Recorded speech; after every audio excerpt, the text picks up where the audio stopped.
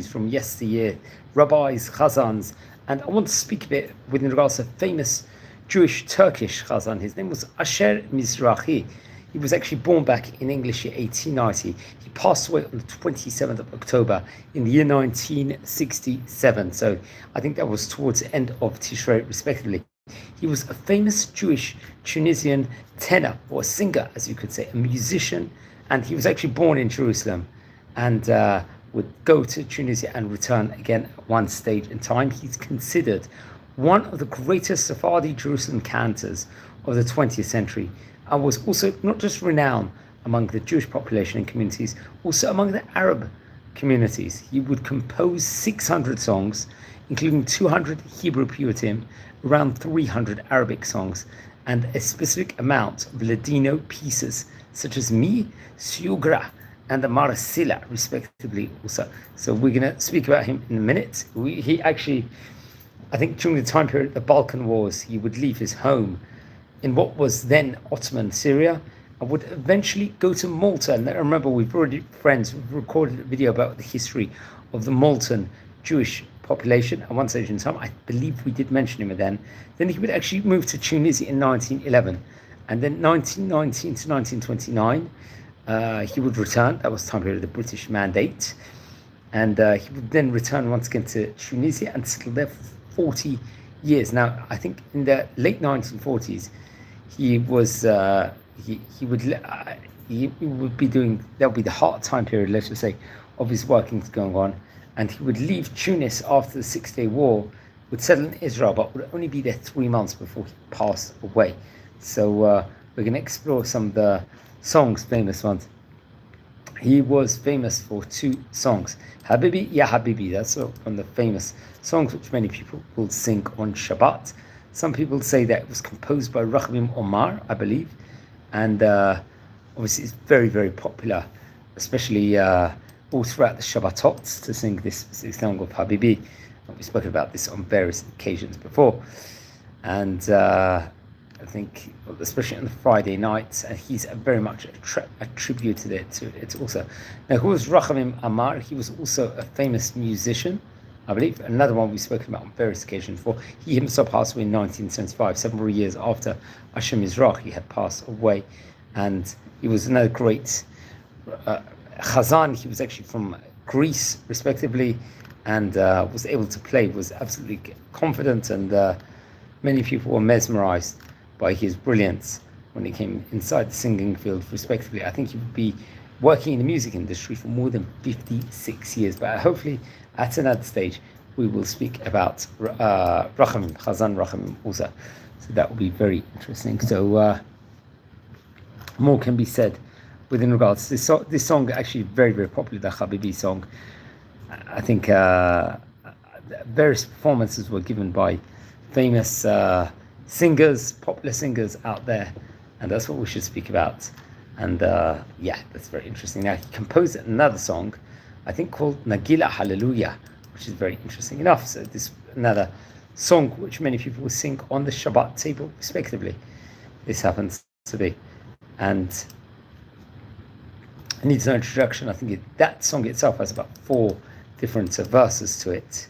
That's what we have to point out. And yeah, it's once again very, very popular, I think, all throughout Shabbatot, all throughout, even during the week also. It's a proper celebratory song which many, many people will listen to all the time. And I think Nagila Hallelujah, if I'm not mistaken, once again connects Rachamim Amar and Moshe Eliyahu, if I'm not mistaken, was another great singer of his last days. I think he was from a Syrian background also, respectively, this song. So it's more of a Shabbat night song. Okay, so let's speak a bit more about Asher Mizrahi. Also, we've touched on the main highlights within regards to him. He had various titles he was decorated with. That's something that we have to point out. And yeah, he was obviously authored many, many books. So he was born actually in the Jewish quarter in Jerusalem. His father was Rabbi Yitzchak Mizrahi, Sochoka, if I'm not mistaken, famous Kabbalist, if I'm not mistaken. It was Kabbalist at that point in time. And I think V'liyada lebeit al Chadif Merodos. I think very interesting. Now, come with the year 1905. I think his family would go on to live outside the walled cities of Israel. I think in Yamin Moshe, respectively, that would be the next port called Sham Shemesh Chazan Beit Knesset Gdol Sephardi. He was in a famous, great synagogue of the Sephardi community. I think that's based in Beit V'gan, if I'm not mistaken. He was an architect, I think, at a point in time his father was inside this neighborhood. He would get married into the Al-Sheikh family, to Rabbanit Rachel. He would be a full-time cantor, a famous chazan at that stage in time, bringing about various different shirim and nigunim, let's just say, in itself, to its splendor. Ubarikima al talitot ubrachot batei knesset. B'tkufa zot noldo shtei banotav. They would have two children, Rivka and Sarah, respectively. Now, I think obviously there was a Balkan Wars during the 1912, 1913 era. B'kvod kiyus Yudim l'shurut hatzava Ottomani. Uvrach al yedei Harav Eliyahu Moshe Paniziel LeMalta. So, with the help of Rabbi Eliyahu Moshe Paniziel, he would actually travel to Malta. Let's say something about him in a minute. Masva shel Oved al Sfinat Moshe Masar Shovilo Tepuzim.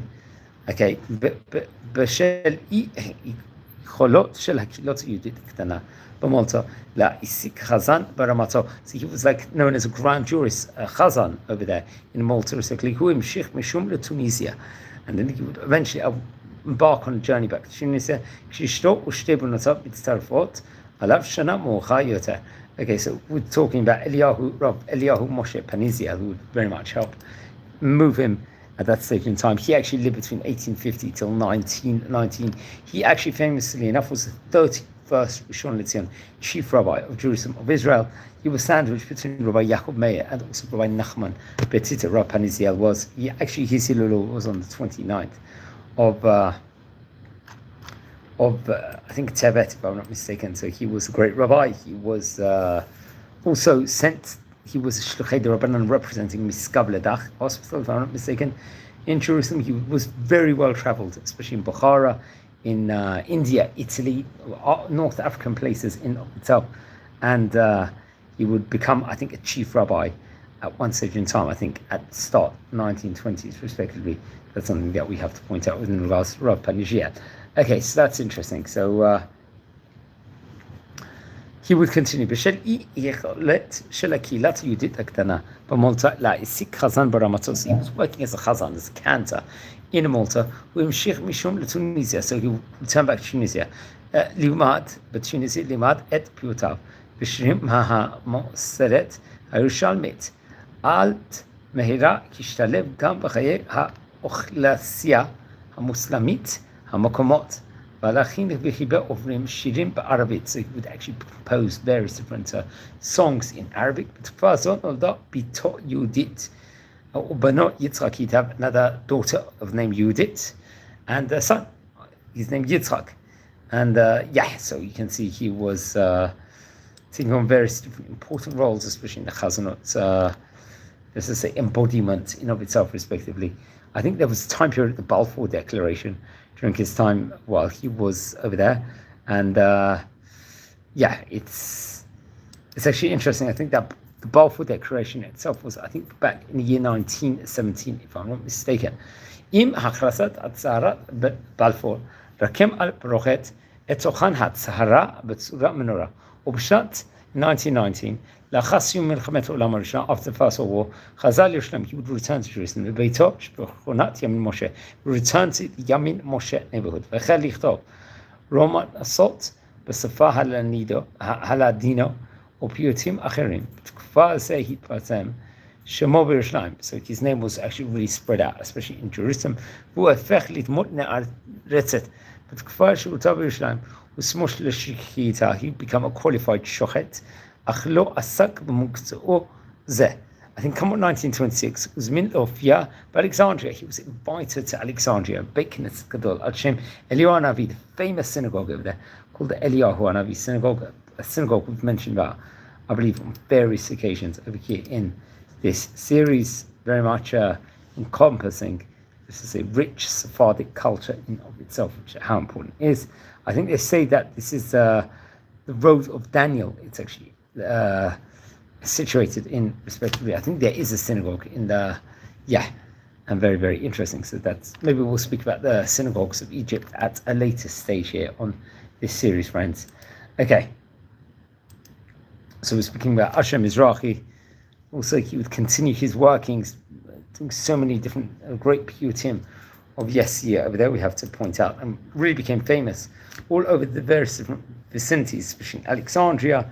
And obviously in the late 1920s, there was a lot of tough relations between the Jews and Arabs alike. And the Haganah of Jerusalem would really come about, I believe, during those years, respectively. And it was a time period where Zionism was really beginning to flourish at that point in time, and the Arabs saw it as a threat. He would be actually back in Tunisia. He would continue and travel all over Tunisia, respectively. I think he would actually be working in Jerusalem at pockets of the weeks, if I'm not mistaken. And he would actually help bring the Jews to Tunisia, I think, to pray in Jerusalem. And various, very small melodies, and he would compose all throughout his time. He wrote hymns, he wrote piyutim, and set them to well-known Arabic melodies. He would actually incorporate it in, mainly from Egypt, if I'm not mistaken, so that was very important. During the years he lived in Tunisia, he wrote and composed many great songs and piyutim, some of whom have been composed of his days. As I mentioned before, Rahmim Amar would actually sing it also at a later stage in time. That's what I recommend everyone to look into. And there's also the various other songs and various other happenings he happens to be doing the entire day, very, very well connected, and much more can be said within regards to him. Yeah, so I think there's another famous world-renowned singer called David Riyahi, if I'm not mistaken, who was also quite close to him. David Riyahi was a composer, he was a teacher of music of a later stage. He actually passed away in 2013 on the 9th of March, respectively. And he actually saw Asher Mizrahi as his rabbi, let's just say. So I'm not sure if Asher Mizrahi actually had an official rabbinic ordination, but seemingly he was decorated with these various different titles, let's just say, in of itself. So that's very, very interesting. Hopefully, maybe we'll speak about him at a later stage in time. And he was very, very well traveled and was really famous for the piyutim, especially in his generation, and composed some of those great famous Shabbat songs which we mentioned about before, and so on and so forth. He would visit various places all over the world. He was very, very, let's just say, outgoing. He was very moving. Let's say he would visit the Jewish quarter in Tunisia, I believe. Also, very interesting. So he became very, very well known all throughout those different vicinities. And I think Charles Haddad was actually the president, if I'm not mistaken, of the community of Tunisia at that point in time. And when he left Tunisia, he aimed to return to Israel. He suffered from poor health, and I think he first traveled to Marseille, France, where he recorded several songs, which Haddad would use at a later stage of time, as well as the Sedeh HaAvodah. I'm not sure if that's referring to Yom Kippur over here or not. Despite his health, he would manage to perform in various different places over there. And very, very important. So he's famous Chazan of his time, Asher Mizrahi, and end of Tishrei would mark his passing over here. So friends, we're a community here. We're learning about great rabbis of yesteryear. We've already spoken about 1,300 rabbis, which is phenomenal achievement over here. And maybe we'll go from strength to strength. Obviously, we're a community here. We're learning and growing also, respectively. We try and get the entire, let's say, Mizrahi heritage over here on the channel, who were the great rabbis of yesteryear, the great synagogues, the great communities, or many, many great communities of that stage. And try and include everyone in. That is definitely one of the importances within regards to this project that we're working on at the moment. So please, everyone, subscribe to the channel if you're new. Thanks for joining us and taking the time to join our community. Wishing you all a fantastic day. A Shabbat and Baruch, and thank you for watching. Thanks very much, everyone.